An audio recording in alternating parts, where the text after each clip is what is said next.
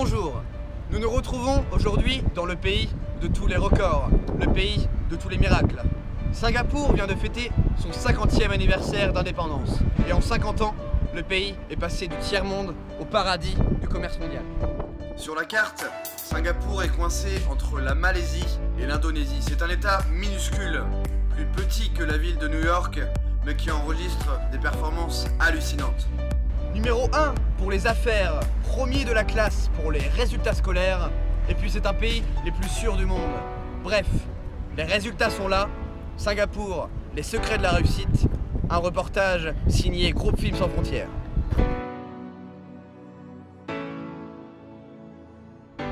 Pas facile de résumer l'histoire de Singapour en quelques lignes.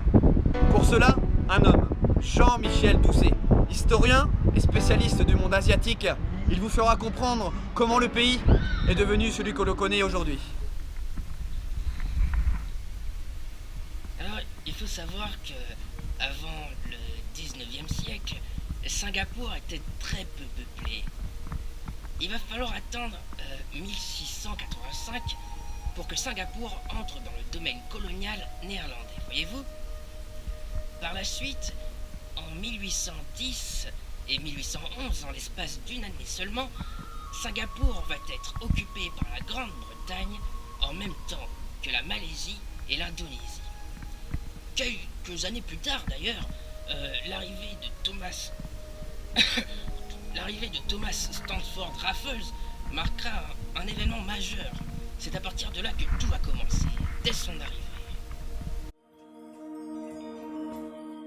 Il débarque à Singapour en 1819. Il en prend le contrôle et en fait une colonie anglaise. Il développe ce territoire grâce à l'immigration massive des Chinois du continent, fuyant la misère de l'Empire du Milieu. Sous son règne, Singapour devient un carrefour important du commerce, grâce notamment à son port en eau profonde, protégé des cyclones, ainsi qu'à sa main-d'œuvre, corvéable et bon marché.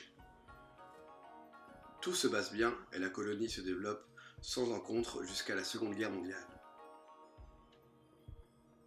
Le lieutenant-général Percival est alors responsable à la défense de la ville de Singapour.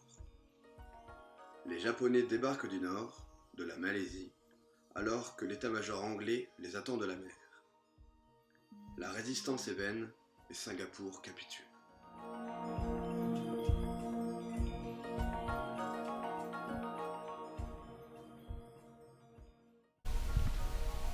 Alors, à la fin de ce conflit mondial, n'est-ce pas, les Singapouriens ne voudront plus du protectorat de ce pays qui finalement n'a pas été en mesure de les défendre, n'est-ce pas?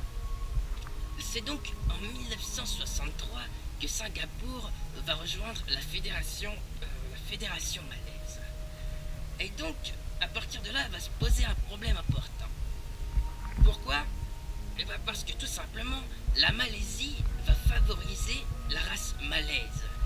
Et c'est là qu'intervient un homme important pour l'histoire de Singapour, Lee Kuan Yew, qui lui va se battre pour défendre l'idée. Il va donc dire que toutes les races et les religions ont les mêmes droits. Alors bien évidemment, cela ne va pas plaire à la Malaisie, voyez-vous, n'est-il pas?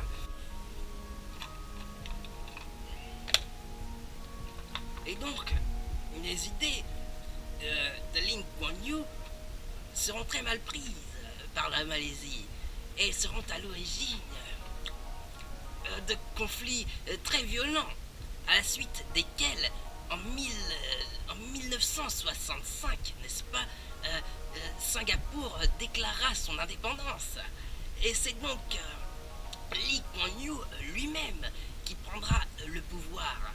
Et son parti, People Action Party, n'est-ce pas, transformera l'ancienne colonie anglaise en une nation moderne.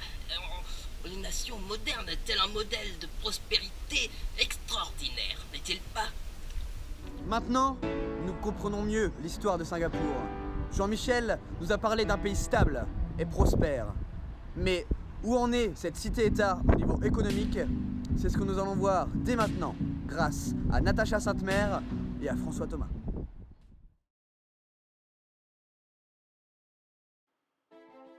Depuis l'indépendance, la cité-État a connu une réussite économique spectaculaire. 8% de croissance en moyenne au cours des dernières années. Petit pays dépourvu de ressources naturelles, Singapour se situe au 3e rang mondial, derrière le Qatar et le Luxembourg. Ce classement est exprimé grâce au PIB par habitant, soit 82 800 $ américains pour Singapour. Le niveau de richesse par habitant est un des plus élevés de la région. Après une longue période de plein emploi, le chômage a fait son apparition du fait notamment de changements économiques structurels et s'est accentué pendant la crise financière mondiale. Il a cependant diminué depuis et s'est élevé environ à 2% de la population active totale. Singapour doit également faire face aux inégalités de revenus croissantes et au mécontentement social né du surpeuplement et de la compétition pour l'emploi et le logement, dont l'immigration est perçue comme la principale cause.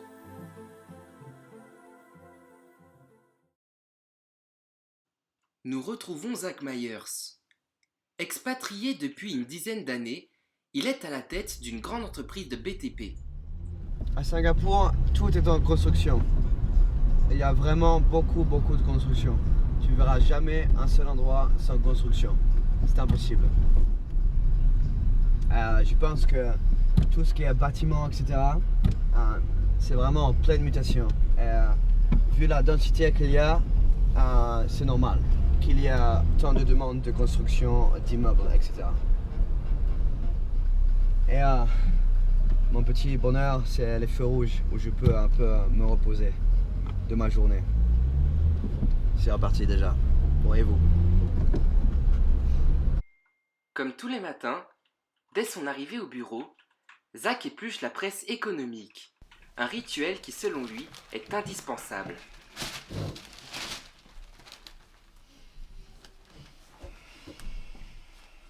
Les nouvelles économiques de Singapour sont bonnes? Elles sont toujours bonnes. Le commerce va bien. Depuis 50 ans, c'est bien simple. Singapour est en pleine évolution, en pleine croissance. La croissance est formidable, est extraordinaire. Tout va bien, merci. À peine le temps de s'installer, le téléphone de Zach retentit. Il est 8 heures du matin. Il a rendez-vous sur l'un des chantiers les plus importants de la ville. À l'autre bout du fil, un des promoteurs des plus influents. Bien que Zach ne soit pas originaire de Singapour, il est considéré par les plus grands acteurs économiques du pays comme étant un élément essentiel au développement de la ville. En tant qu'expatrié, comment se passe la vie quotidienne à Singapour?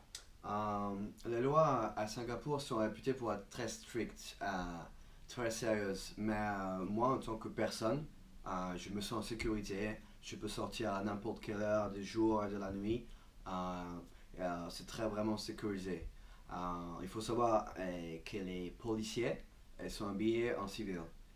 Donc ça ne crée pas d'oppression. Les gens se sentent en confiance. Mais ça permet quand même aux policiers de répressionner les fraudes, etc. Pour mieux comprendre l'économie de Singapour, nous retrouvons l'économiste Marcellus Lawrence. Singapour va servir de plaque tournante commerciale régionale. Pour preuve, son port fait partie des plus importants ports du monde. Il se classe au second rang en matière de trafic de containers, et ce, bien évidemment, derrière le port de Hong Kong. Le secteur des services est très important. Il compte pour près des 3/4 du PIB et emploie plus des 3/4 de la population active. Il regroupe le commerce, le secteur des affaires, le secteur financier et les communications et transports.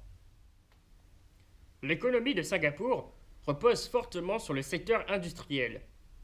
Il représente 1/4 du PIB et emploie près de 22% de la population. Le domaine électronique et la pétrochimie domine l'industrie. Le secteur primaire est pratiquement inexistant, excepté la culture d'orchidées, de légumes, de poissons d'ornement. Véritable entrepôt et carrefour de commerce international, Singapour est fortement dépendant du commerce extérieur, lequel représente plus de 360% du PIB. Le pays figure parmi les 15 premiers importateurs et exportateurs au monde.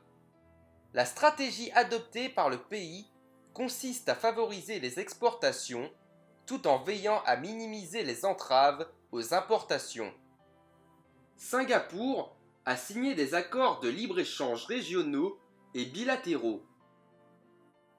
Le pays importe des machines et des équipements, des carburants minéraux, des produits chimiques, des denrées alimentaires et des biens de consommation en provenance de la Chine, de la Malaisie, des États-Unis, de la Corée du Sud, du Japon, de l'Indonésie et des Émirats arabes unis.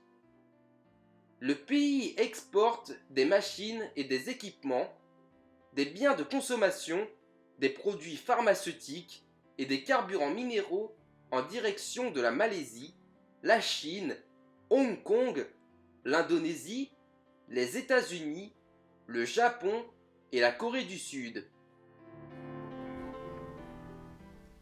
La balance commerciale de Singapour est structurellement très excédentaire. C'est d'ailleurs une tendance qui devrait se poursuivre dans les prochaines années. Il faut savoir qu'en 2014, Singapour a enregistré un excédent record de 76,4 milliards de dollars. C'était directement lié à une baisse de la facture énergétique consécutive à une baisse des prix pétroliers. En 2015, la balance commerciale devrait aisément dépasser les 80 milliards de dollars américains. Nos experts nous ont permis d'y voir un peu plus clair sur le mystère de Singapour. Une économie principalement basée sur le commerce international, l'ouverture au monde. Singapour est un vrai modèle de réussite. Sur ce, s'achève notre reportage. C'était Olivier Talaron pour Groupe Films sans frontières.